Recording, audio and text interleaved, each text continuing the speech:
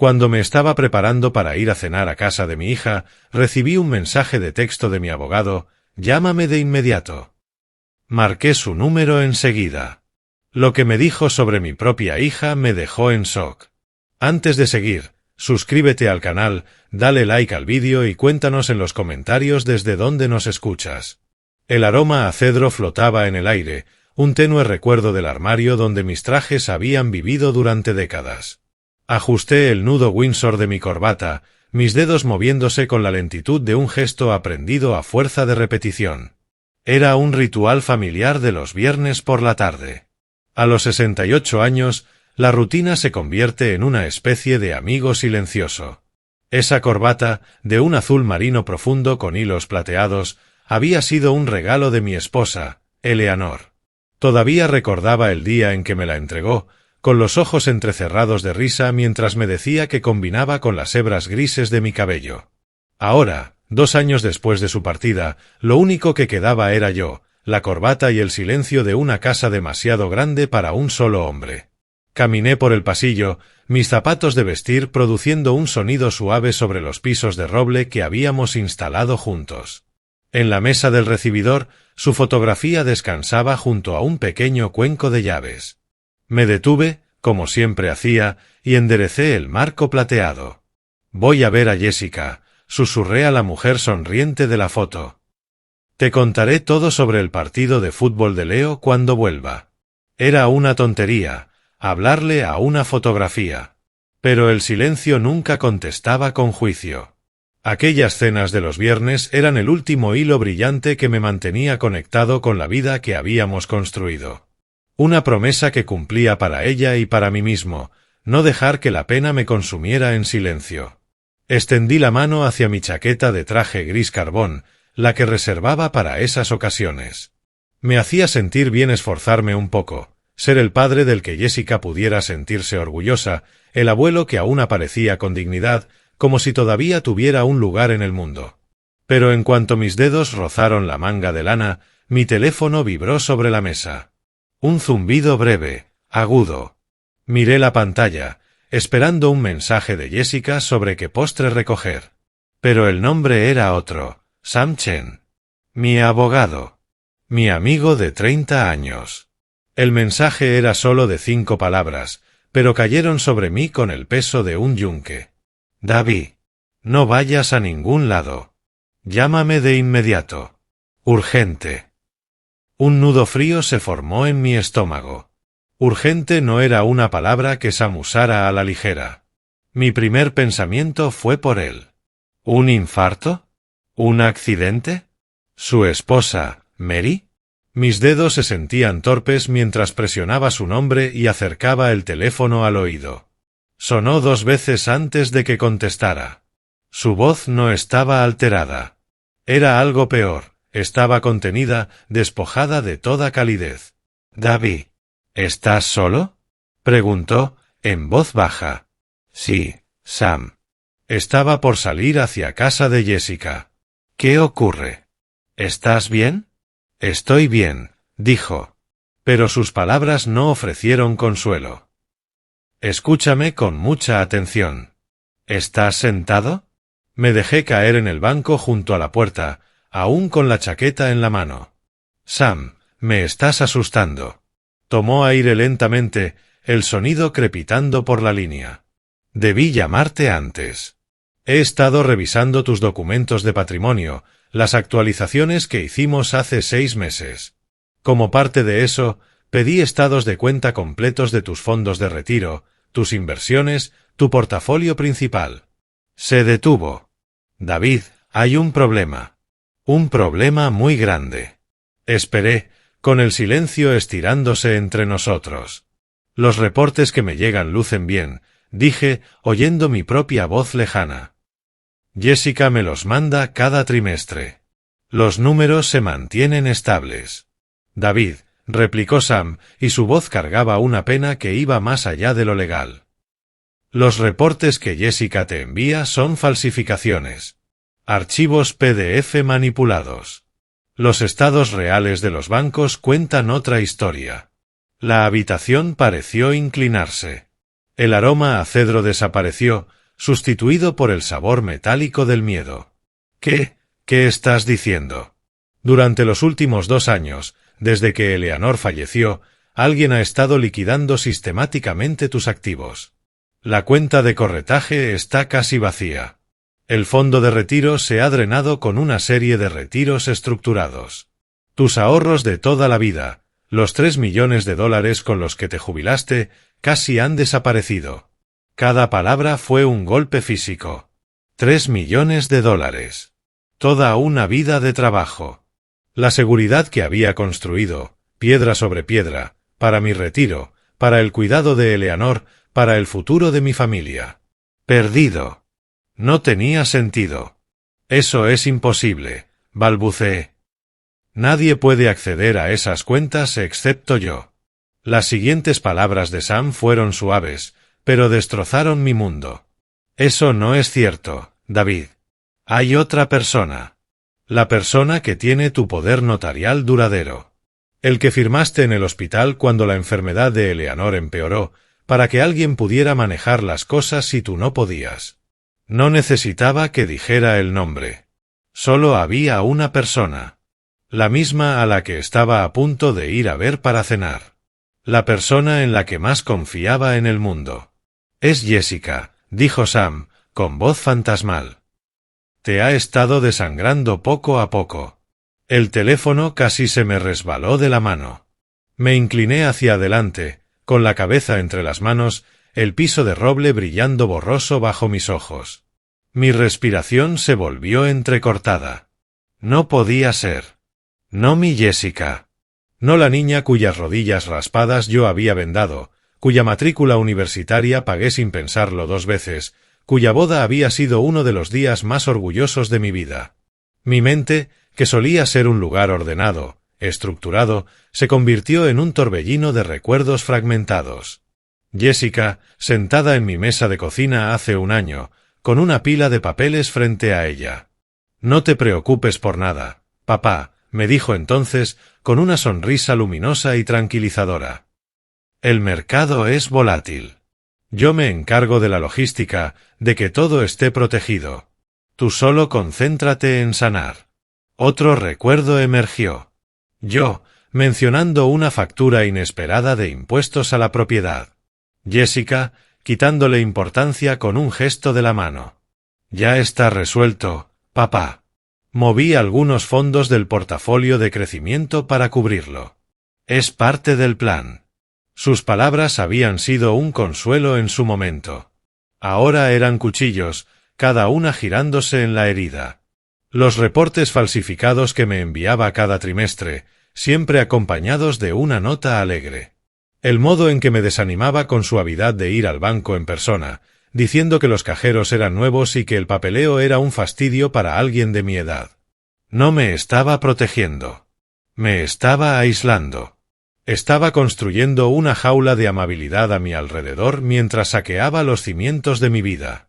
La voz de Sam aún llegaba, tirando de mí desde el abismo. «¿David? ¿Me oyes? Tienes que escucharme.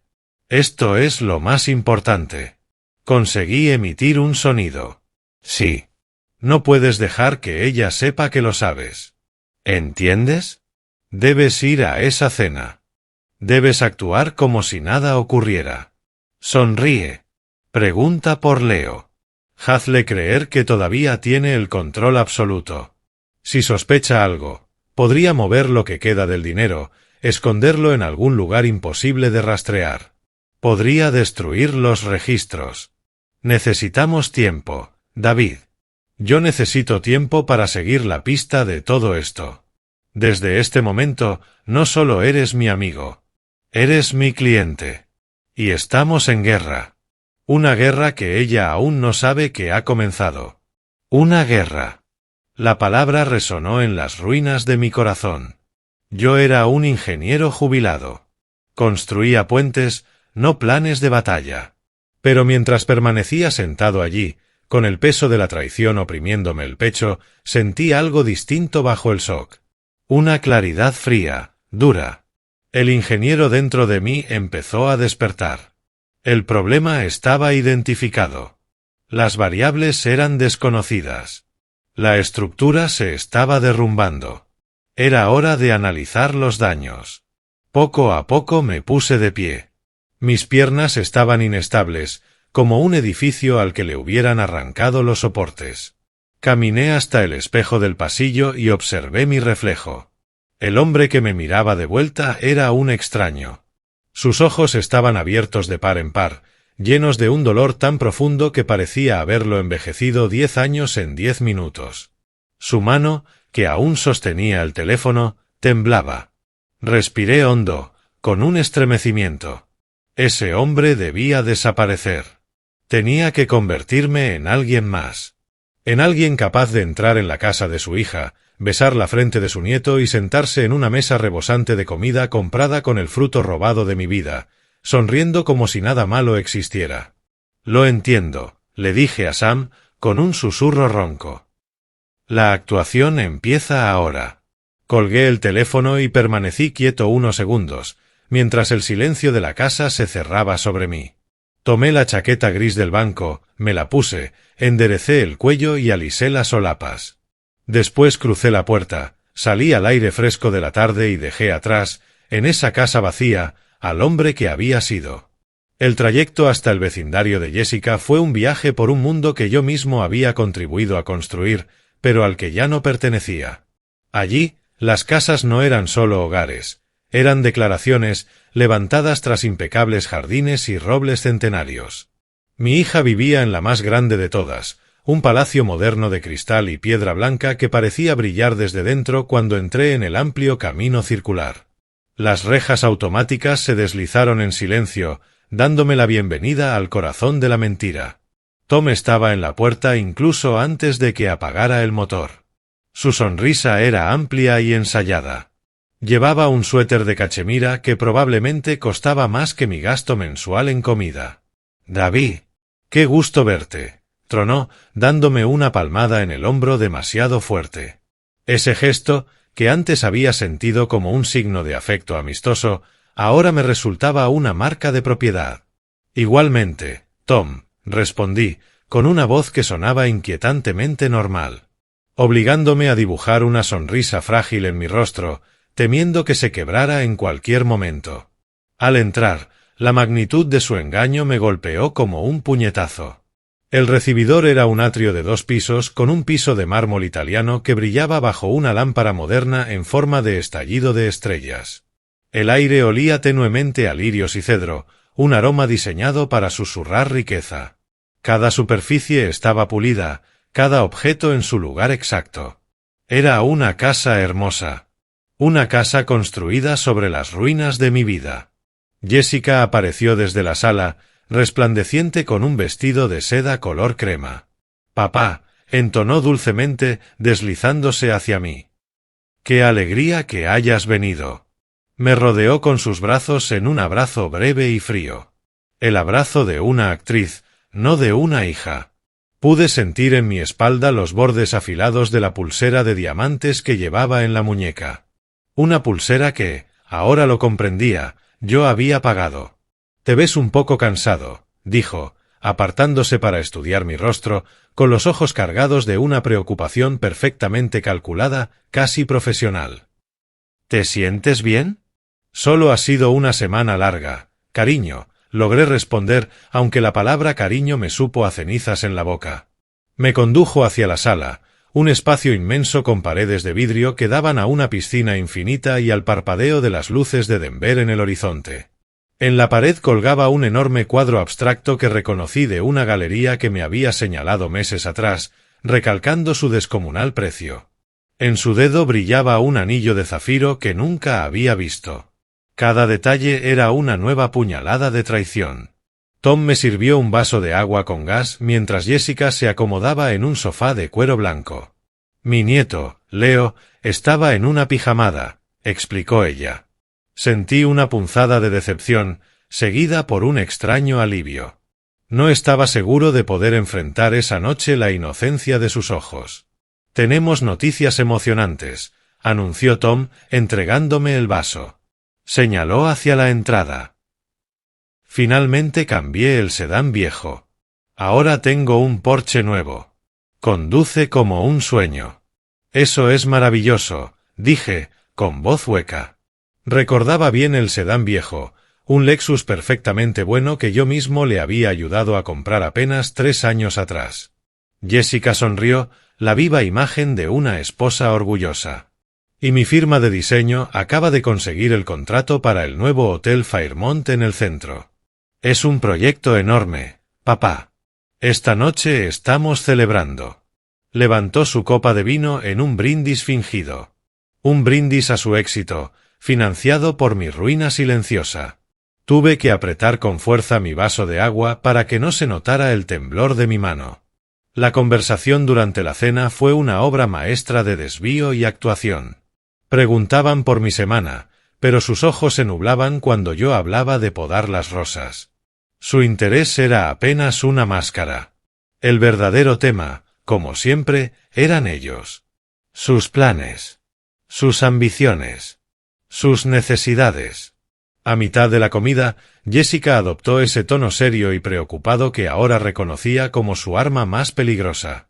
Papá, he estado revisando tus reportes trimestrales, empezó, y un escalofrío me recorrió pese al calor de la sala. El mercado anda un poco inestable. Estaba pensando que quizá deberíamos reevaluar tu estrategia de inversión. Mover algunos fondos más agresivos hacia algo más seguro, como bonos a largo plazo. Me preocupa tu futuro, y solo quiero asegurarme de que estés protegido a largo plazo. Era un movimiento brillante. Un ataque preventivo disfrazado de preocupación amorosa. Me ofrecía protegerme de la misma volatilidad que ella misma había creado al vaciar mis cuentas. Trataba de consolidar su control, de atrapar lo poco que pudiera quedar. La desfachatez casi me hizo jadear. Y entonces la voz de Sam resonó en mi mente: compórtate con normalidad. No dejes que sospeche nada. Tomé un sorbo lento de agua, ganando un segundo precioso para recomponerme. Miré a mi hija, su rostro una máscara perfecta de devoción filial. Es muy considerado de tu parte, cariño, dije, con voz baja pero firme. Pero no es necesario. Tengo plena confianza en cómo manejas todo. Me has quitado un gran peso de encima. No sé qué haría sin ti. El alivio que se dibujó en su rostro fue casi imperceptible, pero lo noté. Sus hombros se relajaron apenas, y la mirada se suavizó. Había obtenido la respuesta que buscaba. Mi aparente confianza ciega seguía intacta. Ella creía que su crimen perfecto seguía siéndolo. El resto de la cena pasó en un borrón. Hablaron de un viaje de verano a la costa amalfitana, de renovar la cocina, del colegio privado al que planeaban enviar a Leo el año próximo. Cada palabra era una palada más de tierra sobre la tumba de mi futuro. Y yo me limité a asentir y sonreír, interpretando el papel del padre orgulloso, algo senil, feliz simplemente de estar allí. Fue la actuación más difícil de mi vida. La mañana siguiente, el sol se alzó sobre una ciudad que ya no me pertenecía. El consuelo familiar de mi casa había sido reemplazado por la fría conciencia de que estaba viviendo sobre un escenario. Cada gesto, cada palabra, debía ser calculada y medida. El dolor de la noche anterior no había desaparecido, se había asentado, endurecido, convirtiéndose en un peso denso y helado en mi pecho. El peso de la determinación. La oficina de Sam Chen era una fortaleza de orden y razón, un contraste brutal con el caos que rugía dentro de mí. Estanterías repletas de libros de derecho encuadernados en cuero se erguían como centinelas silenciosos de piso a techo. El aire olía a papel antiguo, a madera pulida y al café negro y fuerte que Sam siempre tenía listo. Era una sala donde los problemas se desarmaban, se analizaban y se resolvían con lógica, no con lágrimas. Sam estaba detrás de su gran escritorio de caoba, con una expresión sombría pero enfocada. Parecía un general preparando una larga campaña. Y no estaba solo. Sentada en la silla a mi lado había una mujer que no debía tener más de 30 años. Su nombre era Chloe. Tenía el cabello corto, oscuro, unos ojos que parecían no perderse nada y una quietud que resultaba más intimidante que cualquier despliegue de agresión. No ofreció una sonrisa de consuelo ni palabras de simpatía. Se limitó a asentir cuando Sam la presentó como la mejor contadora forense que conocía. Su mirada se cruzó con la mía con una intensidad profesional, contenida y firme. Ella no estaba allí para consolarme. Estaba allí para analizar un desastre. Y mi vida era el desastre. David, empezó Sam, con una voz sin espacio para cortesías. Después de que te fuiste anoche, Chloe y yo revisamos los primeros datos. Lo que está haciendo Jessica no es simple oportunismo, es una campaña calculada y sistemática. Empujó hacia mí un gráfico preliminar. Era una telaraña de líneas y flechas que conectaban mis cuentas con empresas fantasma e inversiones de alto riesgo. Mi vida, reducida a un diagrama de robo. Lo vi anoche, dije, con voz plana. La casa, el coche, las joyas. Todo está ahí. Mi dinero. Es peor que eso, intervino Chloe por primera vez. Su voz era tan precisa y sobria como su aspecto. No solo lo está gastando. Lo está moviendo, ocultando, canalizándolo a través de una empresa fantasma, Elysian Designs LLC, y de ahí a un proyecto turístico de alto riesgo en México que dirige su esposo. Está lavando tus ahorros, señor Miller. Y utiliza los reportes financieros falsificados para mantenerte tranquilo mientras lo hace. Sam se inclinó hacia adelante, uniendo las manos sobre el escritorio. Esto ya no es una disputa familiar, David. Es una empresa criminal. Y la trataremos como tal. Aquí está el plan. Tiene 2 fases. Bebió un sorbo de café y desplegó el esquema de mi contraataque. La fase 1 es una guerra de información. Chloe trabajará en las sombras. Rastreará cada dólar, cada transferencia. Construirá un mapa completo de su red financiera. Al mismo tiempo, yo presentaré citaciones legales para exigir los registros originales, sin manipular a cada banco y firma de inversión. Vamos a armar un arsenal de pruebas irrefutables. Me miró fijamente. Tu papel en esta fase es el más difícil. Debes continuar con la actuación. Eres el viudo en duelo, el padre mayor, un poco confundido, un poco sobrepasado por el mundo moderno. La llamarás para pedirle ayuda con cosas pequeñas. Hazle creer que su control sigue siendo absoluto. Necesitamos que se sienta cómoda. Necesitamos que se vuelva arrogante. Y la arrogancia hace que la gente cometa errores. Asentí, el ingeniero en mí comprendiendo la fría lógica, mientras que el padre en mí se retorcía ante la idea de fingir. Eso nos lleva a la fase 2, continuó Sam. La trampa. Miró a Chloe, quien retomó la explicación con fluidez. Su hija se ha acostumbrado a un flujo constante de activos líquidos que puede manipular, dijo, con la mirada fija en mí. Ella cree que la casa es el premio final, el activo más grande y menos líquido, que heredará automáticamente cuando usted muera. No espera que entre en juego. Y nosotros vamos a ponerla en juego. El plan era simple en su diseño y brutal en su intención. Yo debía filtrar cierta información. Confiarle a un amigo en común, alguien conocido por ser un chismoso incorregible, que me sentía solo y sobrepasado. Que estaba considerando seriamente vender la casa y todo lo que había dentro para mudarme a una lujosa comunidad de retiro en Scottsdale, Arizona, y pasar allí mis últimos años bajo el sol. La noticia de una posible venta provocará pánico, afirmó Chloe, con tono analítico.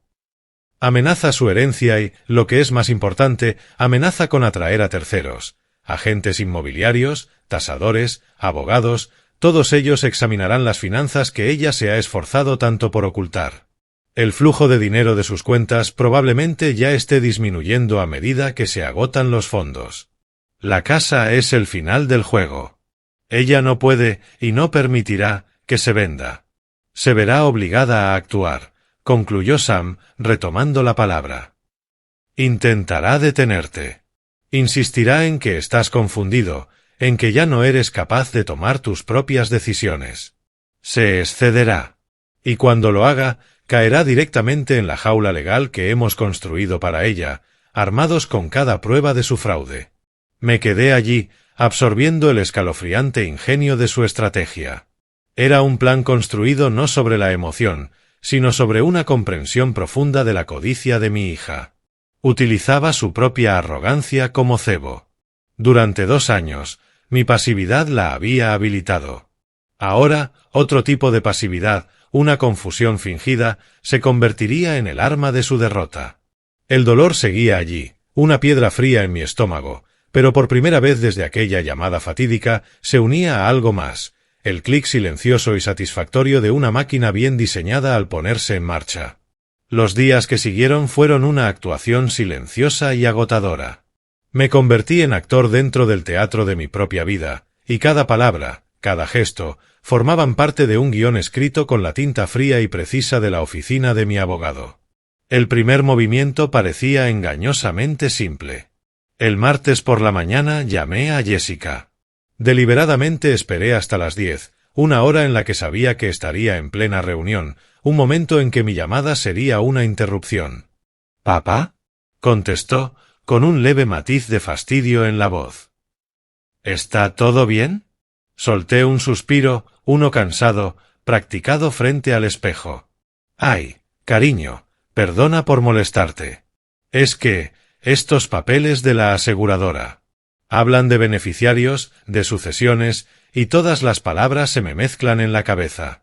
Tu madre siempre se encargaba de esto. Dejé que mi voz se desvaneciera, plantando la semilla de mi incompetencia fingida. Su molestia se disipó al instante, sustituida por ese tono familiar y condescendiente. Por supuesto, papá. No te preocupes. Déjalos en la mesa de la cocina y pasaré esta tarde a revisarlos. Eres un ángel, hija, respondí. Mi cabeza ya no es lo que era. Era mentira, y me supo como tragar cristales, pero sabía que era necesario. Pasé el resto de la mañana en casa, esperando. Cuando llegó, tenía lista su taza de té favorita. Nos sentamos a la mesa mientras ella organizaba los papeles con rapidez, explicándolos con términos simples, como si me hablara a un niño. Al marcharse, ejecuté la segunda parte del plan. Vaya, qué tonto, dije, dando palmadas en los bolsillos con fingido apuro. Debí dejar mi cartera en tu coche la otra noche. ¡Qué despiste! Está bien, papá, respondió ya en la puerta. La revisaré. Solo sé más cuidadoso. La puerta se cerró tras ella y me quedé en el silencio, con mi verdadera cartera pesando en el bolsillo trasero. Acababa de darme una excusa perfecta para visitar su casa sin previo aviso. La jugada principal estaba reservada para el jueves. Había quedado a almorzar con Arthur Gabel, un hombre al que conocía desde hacía 40 años. Éramos amigos, pero más que eso, Arthur era el centro oficioso de noticias de nuestro círculo social.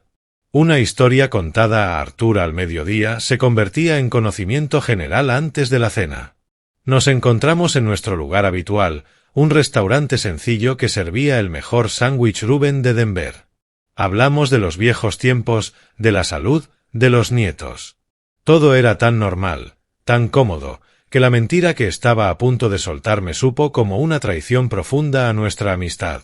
Pero las palabras de Sam resonaban en mi cabeza. Esto es una campaña. ¿Sabes, Arthur? Empecé, removiendo mi té helado. Esta casa enorme, desde que Eleanor se fue, está tan vacía. El mantenimiento me resulta demasiado para un hombre mayor. Arthur asintió con simpatía. Es mucho para llevarlo solo, David. Suspiré de nuevo, dejando caer los hombros. He estado pensando. Un amigo mío se mudó a un sitio en Scottsdale, Arizona. Uno de esos complejos de retiro de lujo. Campo de golf, piscina, comidas incluidas, nada de cortar césped ni arreglar techos. Solté una risita triste. Dice que lo único que tiene que decidir es qué cenar cada día. Suena como un sueño, ¿no? Planté la semilla, regándola con una mezcla creíble de agotamiento y anhelo. Claro que tendría que vender la casa, liquidar todo. Pero, ¿qué sentido tiene vivir como un fantasma en un mausoleo? Los ojos de Arthur se abrieron un poco más. Vi las ruedas girando en su mente. Aquella era una noticia grande. Me prometió guardarlo en secreto, pero los dos sabíamos que era una promesa que no podía cumplir. Salí del restaurante con una amarga mezcla de logro y el mal sabor de haber usado a un amigo. Mientras yo representaba el papel del jubilado cansado, Sloe cavaba en las trincheras digitales. Esa tarde envió un informe encriptado a Sam, quien me lo reenvió de inmediato. Sus hallazgos eran escalofriantes. La empresa fantasma Elysian Designs LLC no era solo una cuenta de resguardo. Era el inversionista principal en un proyecto de resort de lujo frente al mar, cerca de Cancún. Un proyecto que, según los registros públicos, estaba con sobrecostos masivos y plagado de retrasos de construcción. El responsable de las finanzas del proyecto figuraba como Tom, mi yerno. No solo estaban gastando mi dinero en coches y joyas. Lo estaban apostando en una empresa fallida, intentando desesperadamente mantenerla a flote con lo último de mis ahorros. Necesitaban la casa no solo como herencia, sino como un último y desesperado salvavidas para evitar hundirse. La llamada llegó a las 6:15 de la tarde. Apenas me había sentado con un plato de sopa. El identificador de llamadas mostraba el nombre de Jessica. Dejé que sonara 3 veces antes de contestar, con el corazón martillando en el pecho. ¿Papá? Su voz era un nudo de fingida preocupación. Me llamó Arthur Gabel. Me dijo que estás pensando en vender la casa. ¿Y mudarte a Arizona? Adopté mi voz más cansada y confundida. Ay, ¿no debía mencionarlo? Arthur y yo solo conversábamos. Es solo una idea, hija. Esta casa es tanto trabajo. ¿Vender la casa?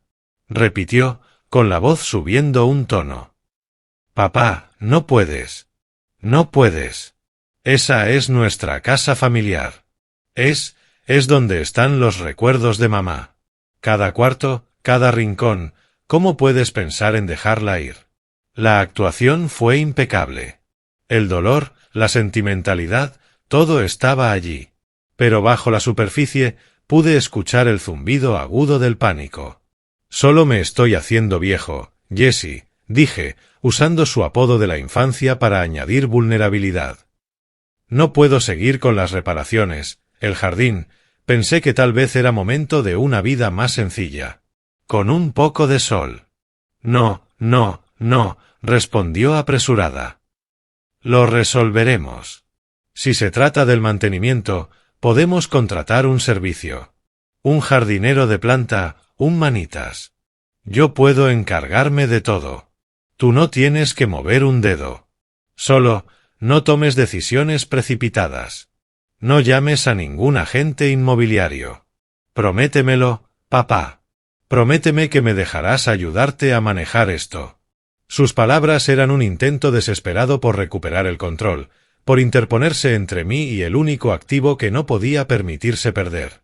No intentaba salvar los recuerdos de su madre, intentaba salvar su inversión fallida en México. La conversación terminó con mi promesa vaga y ambigua de pensarlo, dejándola suspendida en un estado de ansiedad insoportable. Colgué el teléfono y me quedé mirando por la ventana hacia la noche que se espesaba. La sopa frente a mí se había enfriado. Una sonrisa sombría se dibujó en mis labios. La trampa estaba tendida. El anzuelo había sido mordido. Y mi hija, mi astuta y calculadora hija, ahora se agitaba en la red, completamente ajena a que el pescador era ese anciano cansado al que ella creía haber devorado por completo. El silencio que siguió a mi llamada con Jessica era de un tipo distinto. Era el silencio de un tablero de ajedrez tras una jugada decisiva, un silencio que zumbaba con la anticipación de la respuesta del oponente. Sabía que no tardaría mucho. El pánico es un pésimo estratega, siempre actúa demasiado rápido. 2 días después, un sábado por la tarde, ella llamó. Su voz era suave, casi empalagosa. Papá, Tom y yo estábamos por el vecindario. Nos encantaría pasar unos minutos. He estado hablando con mi asesor financiero y preparó una proyección de portafolio sencilla para ti. Creo que realmente te tranquilizará sobre la casa. Claro, cariño, respondí, con mi voz ya convertida en un instrumento bien ensayado de cansancio resignado. Las puertas siempre están abiertas. El escenario estaba listo.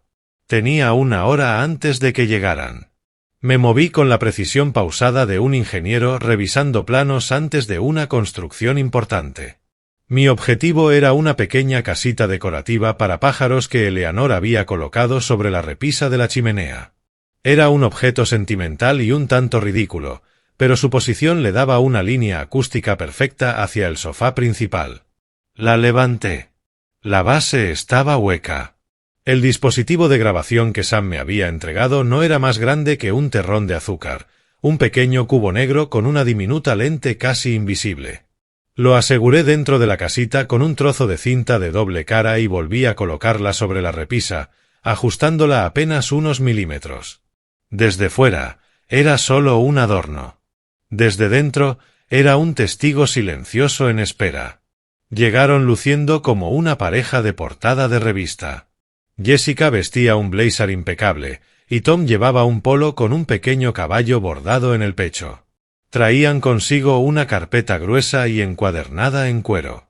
Todo formaba parte de la actuación, una muestra de profesionalismo y autoridad diseñada para hacerme sentir pequeño y fuera de lugar. «Papá», comenzó Jessica, con la voz cargada de preocupación mientras se sentaba frente a mí, colocando la carpeta sobre la mesa de centro. Estábamos muy preocupados después de nuestra última conversación. Tom y yo lo hablamos, y de verdad creemos que vender la casa es un error terrible, tanto emocional como financiero. Abrió la carpeta. Dentro había páginas con gráficos de colores, diagramas y párrafos densos de texto. Hice que nuestro asesor, el señor Albrecht, corriera los números. «Mira», señaló un gráfico de barras. «El mercado está bajando. Si vendes ahora, perderás al menos un 15% del valor máximo de la propiedad. No es un buen momento para liquidar un activo tan grande». Me incliné hacia adelante, entrecerrando los ojos como si las páginas estuvieran escritas en un idioma desconocido. «Vaya, Jessica. Son muchos números. Todo parece tan complicado». «Lo es, papá, pero para eso estamos nosotros», intervino Tom, inclinándose hacia mí con falsa sinceridad. «Podemos ayudarte a manejarlo. Jessica es brillante en esto. No queremos que tomes una decisión de la que te arrepientas». Negué con la cabeza, agitándola con gesto cansado mientras apartaba la carpeta con una mano temblorosa. «No lo sé, hijos. Yo solo sé que el jardín es demasiado grande, que las escaleras son cada vez más empinadas y que Arizona suena sencillo. Sin gráficos, sin portafolios. Solo sol». Estaba siendo deliberadamente el anciano testarudo y simplón que ellos esperaban. Vi un destello de frustración cruzar fugazmente por los ojos de Jessica antes de que lo cubriera con otra sonrisa paciente. «Dejemos los números a un lado un momento», dijo suavemente. «Piensa en mamá. Piensa en los recuerdos en esta casa. El jardín que ella plantó, la cocina donde cocinábamos todos juntos en acción de gracias. No puedes vender eso, papá. Simplemente no puedes». El recurso a la emoción era su carta maestra, la que siempre jugaba cuando la lógica no funcionaba. Escucharla usar la memoria de Eleanor como herramienta de manipulación me atravesó el corazón con un fragmento de hielo. Necesitaba salir de la sala antes de que mi propia máscara se resquebrajara. Me levanté lentamente de la silla.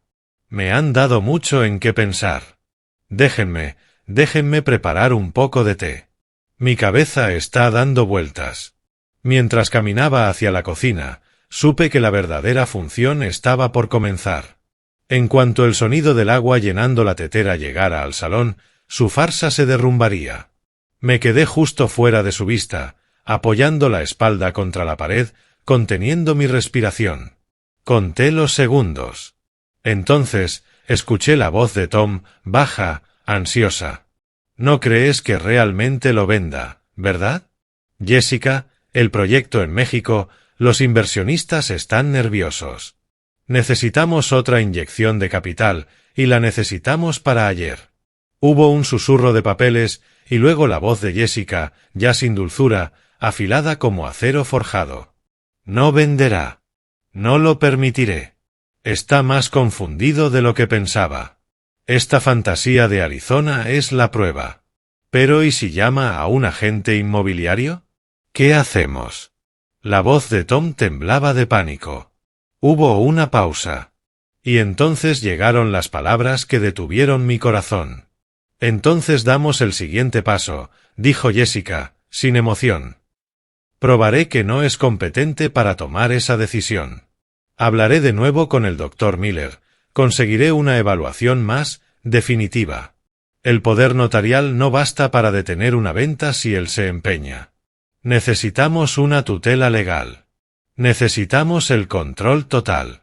Es la única manera de proteger nuestros intereses, de proteger a la familia. Proteger a la familia. La mentira era tan profunda, tan completa, que rozaba la obra de arte. Permanecí en la cocina 5 minutos más, con las manos aferradas al borde del mostrador hasta que mis nudillos se volvieron blancos. Hice ruido con tazas y cucharas para simular normalidad antes de volver a la sala con una bandeja de té que no tenía intención de beber. Ellos estaban sentados en silencio cuando regresé, la carpeta cerrada, sus rostros nuevamente transformados en máscaras de preocupación amorosa. Se marcharon poco después, prometiendo llamar, prometiendo ayudar en lo que fuera necesario. En cuanto su coche salió del camino de entrada, me acerqué a la repisa de la chimenea. La mano me temblaba mientras recuperaba el diminuto dispositivo de grabación del interior de la casita de pájaros. Me senté en mi sillón, el que Eleanor siempre llamaba mi silla de pensar, y conecté el aparato al teléfono mediante un adaptador. Presioné reproducir.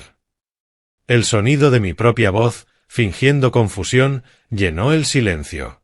Luego, susurros. El pánico de Tom. Y finalmente, la voz de mi hija, clara y fría, planeando declararme mentalmente incompetente, planeando apoderarse de todo lo que me quedaba. Necesitamos una tutela legal. Escuché la grabación 2 veces. La primera, mi corazón se hizo añicos en 1000 pedazos. Oír a mi propia hija planear mi ejecución legal era un dolor imposible de describir.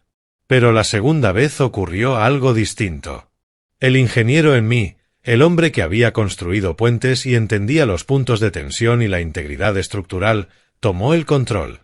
El dolor seguía allí, pero comenzó a recubrirse de algo más duro, más frío.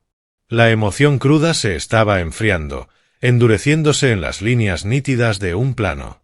La angustia era inconmensurable. Pero la evidencia era innegable. Ella lo había dicho. Él había confirmado el motivo. Sus máscaras estaban caídas, y sus verdaderos rostros ahora estaban atrapados en un archivo digital. Mi hija me había entregado el arma con la que desmontaría su mundo. Tenía pruebas de intención. La guerra había comenzado de verdad. Los días que siguieron a esa confrontación fueron una especie de limbo extraño. Existía en un estado de animación suspendida, cumpliendo con los gestos de mi vida mientras la batalla se planeaba en los rincones silenciosos de mi mente y en los servidores seguros de la oficina de Chloe. Po de las Rosas. Leí el periódico. Interpreté el papel de David Miller, ingeniero jubilado. Pero cada vez que sonaba el teléfono, el corazón se me detenía. Esperaba el golpe final, y sabía que no sería una caída suave. La llamada llegó un miércoles por la mañana. El cielo era de un gris plano e indiferente. Era Sam. Su voz no traía ni una pizca de charla previa. David, dijo, ya está aquí. Lo presentaron esta mañana. No tuve que preguntar qué era. Dímelo, pedí, dejándome caer en mi silla de pensar. Una petición de tutela legal. Leyó Sam del documento, con ese tono legal, uniforme y frío que volvía las palabras aún más obscenas. Presentada por Jessica Miller, peticionaria, en contra de David Miller, demandado. La petición alega un deterioro cognitivo significativo y reciente, citando, comportamiento errático, pérdida de memoria y mal juicio financiero. Mi mano se apretó contra el reposabrazos. ¿Mal juicio financiero? Sí, continuó Sam, sin titubeos. La prueba principal que presentan es tu decisión repentina e irracional de liquidar tu residencia principal, la cual, según ellos, te pone en grave riesgo de indigencia y falta de vivienda. Están usando la idea que filtramos como prueba de tu incompetencia. Cerré los ojos. Estaban retorciendo mi propio anzuelo para ahorcarme con él. La humillación era algo físico, un calor que se extendía desde mi pecho hasta mi rostro. Mi propia hija, diciéndole a un tribunal que yo había perdido la razón. Y hay más, dijo Sam, con la voz endurecida. La petición incluye varias declaraciones de apoyo. Hay testimonios jurados de 2 de sus amigos preocupados. Ya revisé los nombres. David, ambos son inversionistas en el proyecto de Tom en México. Aseguran que en encuentros sociales recientes parecías confundido, desorientado y emocionalmente inestable. No he visto a esas personas en mi vida, susurré, apenas audible. Lo sé, respondió Sam. Y para rematar, hay una evaluación psicológica preliminar. Firmada por un tal Dr. Alan Miller, sin relación, lo verifiqué. Afirma que, basándose en una breve conversación informal organizada por Jessica, tiene serias dudas sobre tu capacidad para manejar tus propios asuntos. Es una opinión pagada, David. Una obra de teatro médico diseñada para parecer legítima. Sentí como el aire abandonaba mis pulmones. Era un asesinato de carácter meticuloso, un documento legal destinado a arrebatarme mi nombre, mi autonomía, mi identidad como adulto capaz. Intentaban convertirme en un no persona, un pupilo del Estado, todo para obtener acceso irrestricto a lo poco que quedaba de mis bienes.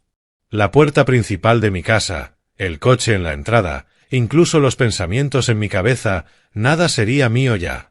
Era la traición definitiva, la más profunda, una declaración pública de que mi vida, tal como la conocía, había terminado. Por un momento, la fría resolución del ingeniero se desvaneció, reemplazada por el corazón desgarrado de un padre. Ellos iban a ganar. La mentira era demasiado grande, demasiado bien construida. Sam, empecé, con la voz quebrada. ¿Cómo peleamos contra esto? Tienen un doctor, tienen testigos. Entonces lo escuché. Un sonido que no había oído de Sam en años. Una risa baja, sin humor. El sonido de un depredador que acaba de ver a su presa entrar en una trampa perfectamente colocada. ¿Pelear contra esto? La voz de Sam se encendió, impregnada de una energía fría y vibrante. David, no vamos a pelearlo. Vamos a recibirlo con los brazos abiertos. Esto no es un retroceso. Es el final del juego. Es exactamente lo que estábamos esperando. Guardé silencio, intentando comprender. ¿No lo ves? Explicó, con entusiasmo estratégico. Ella ha tomado su fraude privado y oculto y lo ha arrastrado a una sala de audiencias pública. Ha colocado voluntariamente sus acciones, sus motivos y su credibilidad frente a un juez, basándose en una mentira que nosotros mismos le dimos. Cree que está poniendo a juicio tu mente. Lo que en realidad ha hecho es poner todo su entramado criminal en el banquillo de los testigos. Hizo una pausa, y pude casi sentir la sonrisa formándose en su rostro. Ella presentó los documentos. Ella trajo a testigos pagados. Ha construido una casa de naipes sobre una base de arena. Este es el momento por el que hemos trabajado, David. La trampa se ha cerrado. Ella misma lo hizo. Lo escuché, y poco a poco, la niebla de la humillación comenzó a disiparse, reemplazada por una furia fría y creciente. Sam tenía razón. No era su victoria. Era su error final, fatal. ¿Y ahora qué? Pregunté, recuperando fuerzas en mi voz. Ahora, dijo Sam, con una voz que sonaba como el golpe de un martillo de juez, dejamos que entre en esa sala creyendo que está en control. La dejaremos presentar su caso. Y entonces lo desmantelaremos, pieza por pieza, con los registros bancarios, con las grabaciones de audio, con el mapa financiero completo del fraude que Chloé ha armado. Le mostraremos al tribunal quién ha estado tomando realmente las decisiones financieras irracionales. Hizo una pausa, dejando que el peso de sus últimas palabras cayera sobre mí. Ella ha pedido al tribunal que determine si eres competente. Bien. Ahora vamos a mostrarle a ese tribunal quién es la verdaderamente incompetente. Las semanas previas a la audiencia de tutela legal fueron un borrón de preparación metódica e implacable. El impacto inicial se había disipado, dejando en su lugar un propósito frío y claro. La maquinaria de la justicia, que antes me parecía un concepto distante y abstracto, ahora zumbaba con vida en los silenciosos pasillos de la oficina de Sam y en la serena determinación de mi propia casa. Ya no reaccionábamos. Estábamos construyendo un caso tan sólido, tan irrefutable, que haría colapsar el mundo que mi hija había edificado sobre mentiras. Trabajábamos en 3 frentes distintos, cada uno de nosotros un soldado en una guerra silenciosa. El frente de Chloé era un campo de batalla digital de números y transacciones. En su oficina estéril y minimalista, rodeada de monitores encendidos, se convirtió en la arquitecta de la caída de Jessica. Día tras día, fue uniendo los fragmentos dispersos de mi vida financiera. Lo que finalmente produjo no era solo un informe, era un arma. Un documento de casi 8 centímetros de grosor, encuadernado en negro, cuyas páginas estaban repletas de pruebas meticulosamente organizadas. Había gráficos codificados por colores que mostraban la salida constante de dinero de mis cuentas de retiro, y gráficos correspondientes que reflejaban idénticos ingresos en Elysian Designs LLC. Había cronologías que vinculaban cada retiro importante con una compra significativa hecha por Jessica o Tom, un coche nuevo, el anticipo de una segunda propiedad, unas vacaciones europeas lujosas. La pieza central era un diagrama asombrosamente complejo, un mapa del crimen, como lo llamó Chloé, que mostraba cómo mi dinero se canalizaba a través de la empresa fantasma, se invertía en el resort fallido de México y en algunos casos regresaba a sus cuentas personales disfrazado como honorarios de gestión. Era una obra maestra de la contabilidad forense, una historia de gran saqueo contada en el lenguaje frío e implacable de hojas de cálculo y estados bancarios. El frente de Sam era la propia ley. Transformó su oficina en una sala de guerra. Cuando lo visitaba, lo encontraba rodeado de montones de libros jurídicos, con notas adhesivas amarillas marcando precedentes y estatutos clave. Estaba construyendo el marco legal de nuestro caso, preparando los argumentos que convertirían los datos de Chloé en un veredicto judicial. Imprimió secciones de la ley estatal de Colorado sobre abuso financiero a personas mayores, subrayando las cláusulas específicas que lo definían no solo como robo, sino como una violación del deber fiduciario, una traición de confianza. Preparó preguntas de contrainterrogatorio para los testigos pagados de Jessica, diseñadas para exponer sus lazos financieros con ella y con Tom. Redactó mociones para exigir pruebas, citaciones judiciales, asegurándose de que no quedara piedra sin remover. Estaba construyendo nuestro escudo y afilando nuestra espada, preparándose para entrar en esa sala no solo a defenderme, sino a procesarlos. Mi frente era quizá el más silencioso, pero también el más personal, la batalla por mi propia cordura ante los ojos de la ley. El tribunal había designado a una psiquiatra independiente, la doctora Evelyn Reed, para realizar una evaluación de competencia. La conocí en una oficina tranquila y luminosa que olía a té y a libros viejos. Jessica había pintado de mí el retrato de un anciano confundido e irracional. Yo decidí que el contraargumento más poderoso era simplemente ser yo mismo. No hablé del fraude ni de la traición. Hablé de mi vida. Le conté sobre mi carrera como ingeniero civil, sobre los puentes que ayudé a diseñar, sobre los cálculos complejos de estructuras de carga, sobre los sistemas de gestión del agua que supervisé para la ciudad de Denver. Hablé con la precisión de un hombre que pasó 40 años de su vida asegurándose de que las cosas no se derrumbaran. Describí mi rutina diaria, mi presupuesto, la manera en que manejaba los gastos de mi casa hasta el último centavo. La doctora Reed escuchó con atención, con una expresión impenetrable, formulando preguntas agudas y perspicaces. Al final de nuestra segunda sesión, cerró su cuaderno y me miró. «Señor Miller», dijo, Basándome en nuestras conversaciones y en las pruebas que le he administrado, usted es una de las personas más lúcidas y metódicas que he evaluado este año. La decisión de vender su casa, desde un punto de vista puramente lógico de simplificar la vida en la jubilación, está lejos de ser irracional. Estábamos construyendo nuestro caso, ladrillo por ladrillo sólido. Pero fue Chloe quien, en los días finales antes de la audiencia, encontró la grieta en los cimientos, una grieta que haría desplomarse toda la estructura podrida. Llamó a Sam un martes por la noche. Yo estaba en su oficina, repasando mi testimonio. Sam puso la llamada en altavoz. La voz de Chloe era distinta. Su calma profesional había sido reemplazada por otra cosa, un horror silencioso y contenido. Sam, David, comenzó. Estaba haciendo una última verificación cruzada de los documentos del patrimonio de Eleanor, en particular sus pólizas de seguro de vida, solo para asegurarme de que teníamos un panorama completo. Encontré algo. Explicó que Eleanor tenía una póliza de seguro de vida considerable, que había designado años atrás para que se pagara en un fideicomiso destinado a la educación universitaria de nuestro nieto, Leo. Pero, continuó Chloe, con la voz tensa, encontré un formulario de enmienda, una solicitud de cambio de beneficiario. Fue presentada 3 semanas antes de que Eleanor falleciera. El beneficiario principal cambió de ser el fideicomiso educativo de Leo Miller a Jessica Miller, hija. Un frío estremecimiento me recorrió. Recordé a Eleanor en esas últimas semanas, débil, a menudo desorientada por la medicación para el dolor. Hay más, dijo Chloe. He revisado docenas de firmas de Eleanor a lo largo de los años, cheques, documentos legales, cartas.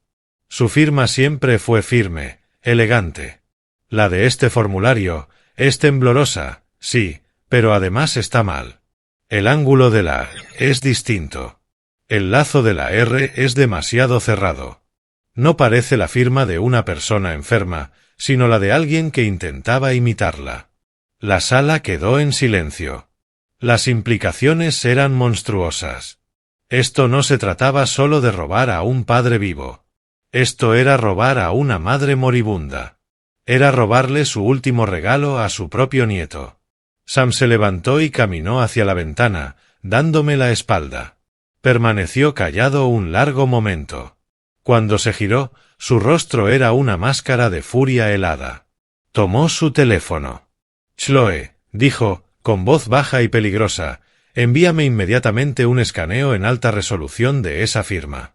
Hizo una pausa y luego marcó otro número. Sí, habla Sam Chen.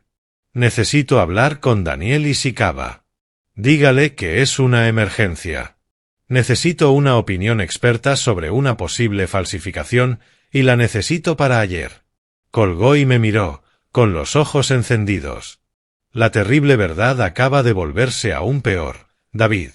Pero también nuestro caso. El tribunal era un mundo de madera pulida y reverencia contenida, un lugar donde se tomaban decisiones que cambiaban vidas bajo la mirada impasible del sello del Estado. El aire estaba cargado con una tensión más pesada que el sonido. Me senté junto a Sam, con las manos apoyadas en las rodillas y la espalda recta. No era un acusado, pero sentía que toda mi vida estaba siendo juzgada. Al otro lado del pasillo, Jessica estaba sentada con Tom, su rostro convertido en una máscara cuidadosamente diseñada de preocupación filial. Parecía cada centímetro la heroína, la hija que daba un paso al frente para salvar a su padre de sí mismo. Su abogado, un hombre de cabello plateado y voz tan pulida como su traje, comenzó primero. Pintó un cuadro magistral de mi supuesto declive. Habló de una hija amorosa preocupada por un padre perdido en el duelo, un hombre tomando decisiones repentinas e irracionales que amenazaban su bienestar. Llamó a su primer testigo, un supuesto amigo de la familia, quien relató una conversación reciente en la que yo había parecido terriblemente confundido y obsesionado con un plan absurdo de mudarme. Luego llamó al siguiente, otro socio de negocios de Jessica, que describió mi comportamiento en un evento benéfico como distraído y emocionalmente frágil. Fue una actuación impecable, demoledora. Para cualquiera que no conociera la verdad, yo era exactamente lo que ellos decían, un anciano roto que necesitaba ser salvado. Cuando llegó el turno de Sam, la energía en la sala cambió. No se levantó con fuego ni furia. Se levantó con la calma letal de un hombre que sabía que tenía todas las cartas en la mano. La parte demandante ha pintado la imagen de un hombre en declive cognitivo, dijo, con voz firme que llenó la sala. Queremos comenzar presentando una evaluación más precisa. No me llamó al estrado. Llamó a la doctora Evelyn Reed. La psiquiatra designada por el tribunal tomó asiento, un retrato de neutralidad profesional. Sam la guió a través de su evaluación sobre mí. Doctora Reed, preguntó, en su opinión experta, ¿encontró que el señor Miller sufre algún deterioro cognitivo que lo incapacite para manejar sus propios asuntos? La doctora Reed miró directamente al juez. Todo lo contrario, abogado, respondió con voz clara y firme. El señor Miller muestra una función cognitiva excepcional para un hombre de su edad. Su memoria es precisa, su razonamiento es sólido y su comprensión de asuntos financieros y logísticos complejos es, francamente, superior a la de la mayoría de mis pacientes. En mi opinión profesional, es plenamente competente. Un murmullo recorrió la sala. Vi la espalda de Jessica tensarse. El primer ladrillo de su muro de mentiras acababa de ser arrancado. A continuación, anunció Sam, la fiscalía llama a Chloe Armstrong. Chloe caminó hasta el estrado con la misma confianza serena que había mostrado en la oficina de Sam. Prestó juramento y una gran pantalla se encendió detrás de ella. Señora Armstrong, empezó Sam, usted es contadora forense. ¿Podría explicar al tribunal qué representa este gráfico? Durante los siguientes 45 minutos, Chloe desmanteló metódica, clínica y devastadoramente toda la narrativa de Jessica. Con la ayuda del proyector, condujo al tribunal a través del mapa de mi vida robada. Mostró los retiros mensuales constantes de mis cuentas. Mostró los depósitos idénticos en la empresa fantasma Elysian Designs LLC. Mostró las fotografías del Porsche de Tom, de las joyas de Jessica, de sus lujosas vacaciones, con fechas que coincidían perfectamente con los mayores retiros. La sala estaba completamente en silencio, cautivada por la dura y fría historia que contaban los números. El rostro de Jessica se había puesto pálido. Tom miraba sus propias manos, incapaz de levantar la vista. Entonces, Sam reprodujo la grabación de audio. Mi voz, fingiendo cansancio.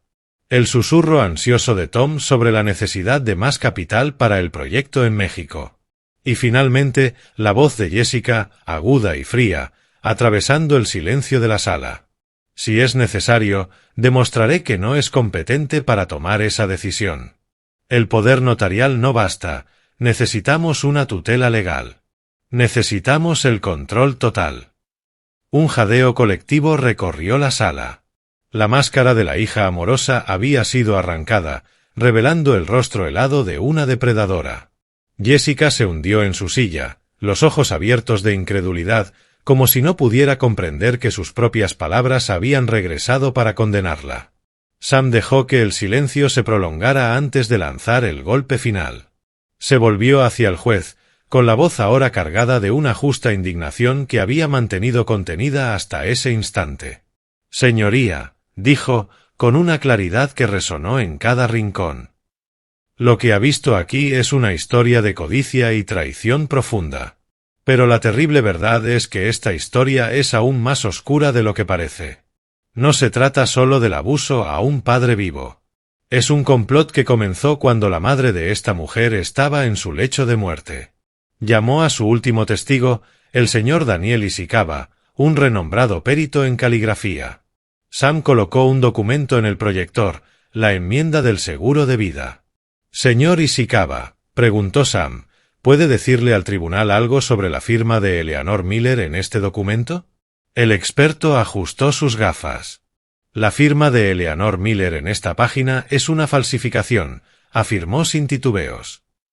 Aunque imita sus formas de letra, carece de la velocidad y la presión naturales de una firma auténtica. Muestra signos de un trazo lento y cuidadoso. No es la firma de una mujer frágil y enferma. Es la firma de una persona sana que intentaba copiar una firma que había estudiado. La sala se quedó sin aire. Sam presentó sus pruebas finales, la confirmación oficial del pago del seguro, mostrando una suma de 7 cifras depositada directamente en la cuenta personal de Jessica semanas después de la muerte de Eleanor. Y un último documento demoledor del registro estatal. Nunca se había presentado ni creado ninguna entidad llamada el Fideicomiso Educativo de Leo Miller. Ella no solo me había robado a mí. Le había robado a su madre moribunda. Le había robado el último regalo destinado a su propio hijo. Ese fue el momento en que todo se rompió. Tom, que hasta entonces había estado pálido e inmóvil, giró lentamente la cabeza para mirar a su esposa. La expresión en su rostro no era de ira, sino de puro y absoluto horror. Era un ladrón, sí, pero no sabía que estaba casado con un monstruo. La estaba viendo, realmente viéndola por primera vez, y esa visión lo estaba destrozando. Pero fue Jessica quien se quebró de verdad. La intrincada red de mentiras, la fachada cuidadosamente construida, los años de manipulación, todo se vino abajo sobre ella de golpe. De su garganta brotó un sonido ahogado, un sollozo gutural y estrangulado. Su máscara de compostura no solo se agrietó, se desintegró. Se cubrió el rostro con las manos, sus hombros sacudidos por sollozos desgarradores. La brillante estratega controladora había desaparecido, reemplazada por una vulgar ladrona atrapada en el acto, con sus crímenes expuestos ante el mundo entero.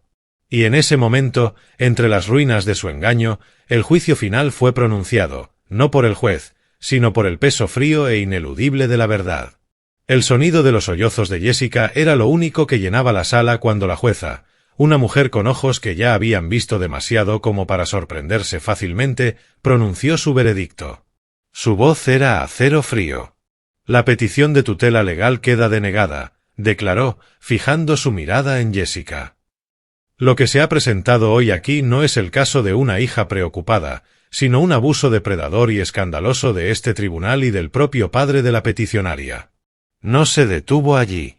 Con efecto inmediato, este tribunal ordena la congelación temporal de todos los activos conocidos pertenecientes a Jessica y Tom Miller. Además, remito todo este expediente, incluyendo las pruebas de fraude financiero y falsificación, a la Fiscalía del Distrito para su inmediata investigación penal. La firmeza en su voz era absoluta. La guerra había terminado. Meses después, el sol de finales de primavera calentaba mis hombros mientras me arrodillaba en el jardín, el rico aroma de la tierra húmeda impregnando el aire. Las batallas legales quedaban atrás, una tormenta que había pasado, dejando un paisaje marcado pero limpio. Jessica y Tom enfrentaban un futuro dictado por las consecuencias de sus elecciones, un futuro que ya no me involucraba.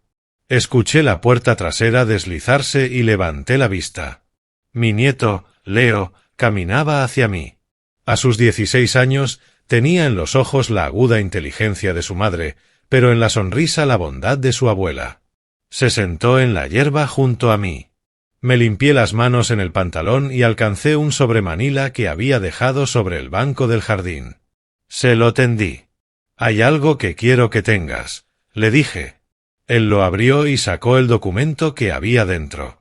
Sus ojos recorrieron las primeras líneas. Fideicomiso Educativo de Leo Miller. Tu abuela, comencé, con la voz cargada de emoción, quería asegurarse de que tuvieras el mejor inicio posible en la vida. Ella dejó todo preparado para ti. Las cosas se complicaron por un tiempo, pero lo arreglamos. Sam y yo. Esto es suyo. Esto es para ti. Leo levantó la vista del papel hacia mi rostro, sus ojos brillando con lágrimas contenidas. No dijo nada. Simplemente se inclinó y me rodeó con sus brazos, con un abrazo fuerte y firme. Lo estreché contra mí, mis propios ojos elevándose más allá de las rosas en flor, más allá del alto roble, hacia el vasto cielo azul despejado. En ese momento, una profunda paz se asentó en mí. Había perdido a una hija en una oscuridad que jamás habría imaginado.